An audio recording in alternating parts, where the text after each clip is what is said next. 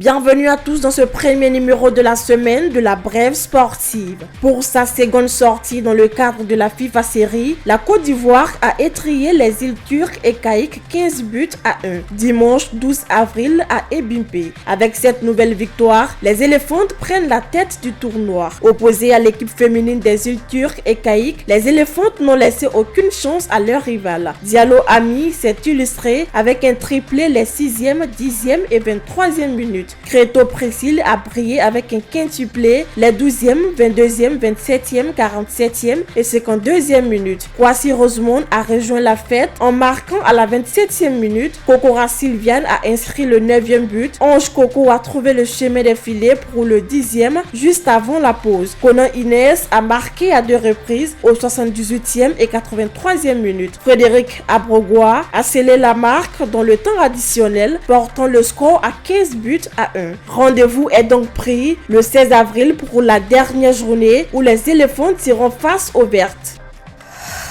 Les Éléphantes U17 de Côte d'Ivoire devront encore batailler pour leur qualification. Opposées à la Sierra Leone en match aller du premier tour des éliminatoires du mondial féminin U17 2026, les deux sélections se sont neutralisées sur un score de 0-0 samedi dernier au stade Charles Konabani de Yamoussoukro. Malgré une supériorité numérique durant la rencontre, les Ivoiriennes n'ont pas su trouver la faille face aux Sierra Leonaises. Un résultat frustrant pour les joueuses de Mathieu Esposito, désormais dos au mur dans cette double confrontation. Tout se jouera donc lors du match retour prévu ce vendredi à 16h dans le même stade. Les Éléphantes devront impérativement hausser leur niveau de jeu pour espérer décrocher leur qualification pour la suite des éliminatoires du mondial U17 2026.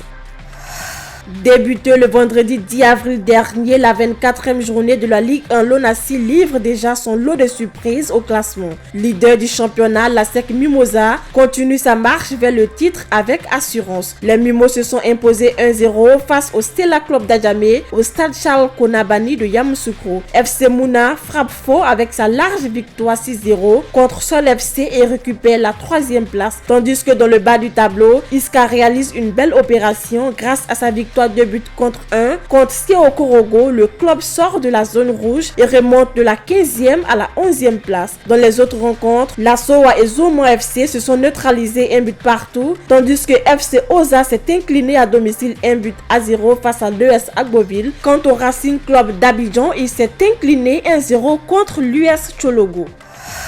Logée dans la conférence Sahara, la JCA King disputera ses rencontres du 24 avril au 3 mai 2026 à Rabat au Maroc. Les Abidjanais entameront leur périple face à FUS Rabat le 24 avril. Les Ivoiriens enchaîneront dès le lendemain avec un duel contre Marktown Basketball Club. Après une journée de repos, la JCA retrouvera les parquets le mardi 28 avril pour affronter le club africain. La 4e sortie des Abidjanais est prévue le vendredi 1er mai avec un choc face au Al-Ali. Enfin, la formation ivoirienne conclura la phase de groupe le samedi 2 mai contre ASC Ville de Dakar. L'objectif est de terminer parmi les 4 premiers pour se qualifier au play-off de Kigali prévu du 22 au 31 mai 2026.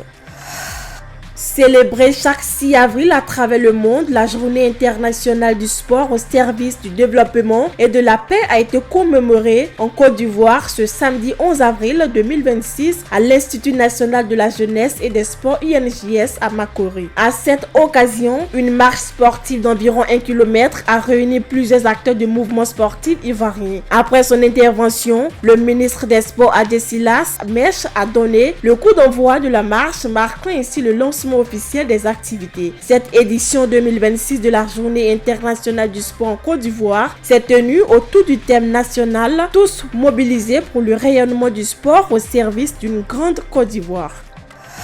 Après leur belle entame de saison, Abidjan HBC, le Red Star Oja, Don Bosco, l'Africa Sport et Bandama HTC ont confirmé samedi dernier à la salle polyvalente du Palais des Sports. Les Abidjanaises ont laminé Petro AC 38-15 pour s'installer confortablement dans le fauteuil de leader. Quand les Aiglones se sont imposées de justesse face à Abidjan HBC 22-21 comme lors de la journée inaugurale. En match de clôture, les filles de Tia Salé ont laminé National national HBC 28-17 et reste au contact de la première place. Chez les hommes, les favoris se sont également signalés. La Renaissance Don Bosco s'est illustrée face à HBUC 26-18. Les Grenades ont eu raison de national 30-17. Dans le tableau, le résultat complet de cette deuxième journée.